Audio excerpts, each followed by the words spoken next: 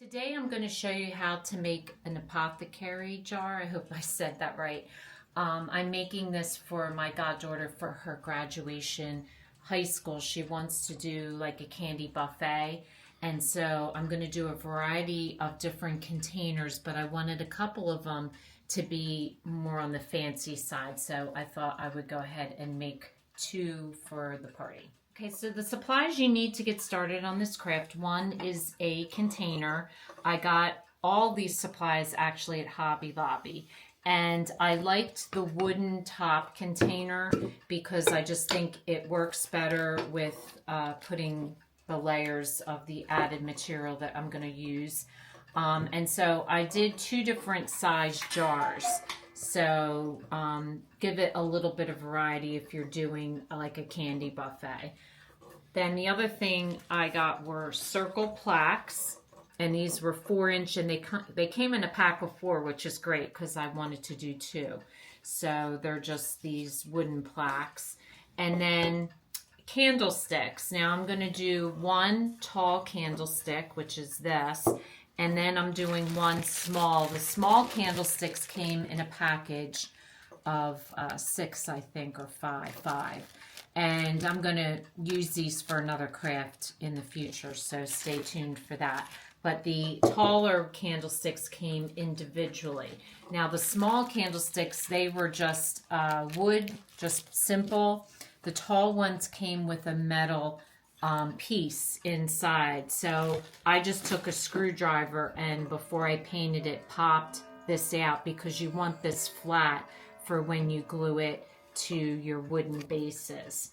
Now her theme is gold, white, and black, so I went ahead and painted the items. I'm not going to go through, painting them, but I painted them the gold, the white, the black, and I really like the way the top came. This is the last piece you'll need to buy, and these are called, I don't know if I'm saying it right, fenil. They're, curtain rods. They go on the ends of curtain rods. They came individually, again, at Hobby Lobby, but that's what they're intended for, is for curtains. So if you're looking for them, that's what you want to look for.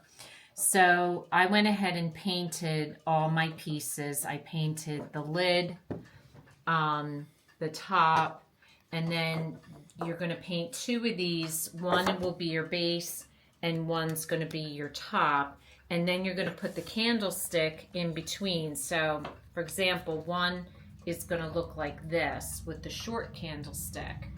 And then the other one, I'm probably going to use the shorter jar, is going to be the taller candlestick.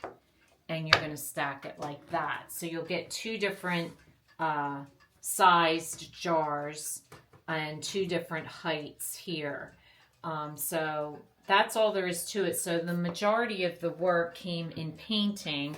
You wouldn't have to paint it multiple colors. You could paint it all one color, or you could stain it if you so choose. I did paint mine with the multi-surface satin paint, and I used metallic gold, satin black, and a satin white, and used my paintbrushes. Now to glue it together, all I'm going to do is take some hot glue and glue my wood pieces together. Now what I would recommend is between the glass and the base is to use an epoxy, because you want to make sure that that's very secure. But the other pieces I'm going to glue with hot glue. If for some reason I have an issue with it, I will let you know in the future posts, but you could also glue it with an epoxy if you so choose. Okay, so I'm going to take my base and I'm just going to run glue around the base of the candlestick.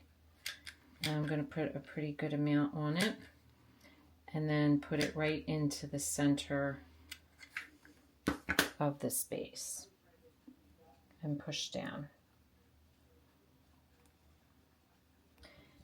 And then I'm going to take my top base and I'm going to put the hot glue, run it around the candlestick, And then again, put it in the center and push down. And then the last one, I'm going to just run my glue around this. Now, I do believe that what I'm going to do for the party is I'm not going to have this on. I'm just going to place it like that. So when people pick it up, they don't have to pull up on. You could also remove this if you wanted to, so it would just lay on top, because I am worried about having to pull up like that. You might pull the top right off of it. So I may very well pull this out and just leave it so that it doesn't seal like that. So then the last step you would do would be to epoxy this to the top. And then what I did was I put a little label on. This is the theme of her graduation, and I'm going to show you the materials I used for this. I thought that this turned out really nice too. So I found this online and I just printed it out because I wanted to get an idea of sizing.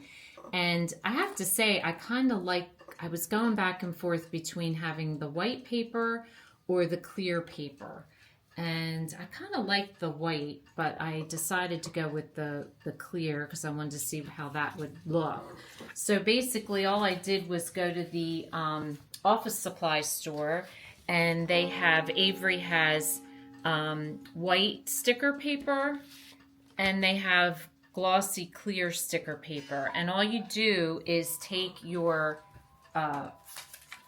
pattern that you find. I put it into a Word document, and then I just ran this through my printer, and it prints right on to the label, right onto the clear label. So then what I'm going to do is I'm going to run a pair of scissors, just cut right along that gray line and cut it out. And then when you'd hear it, that's what it looks like.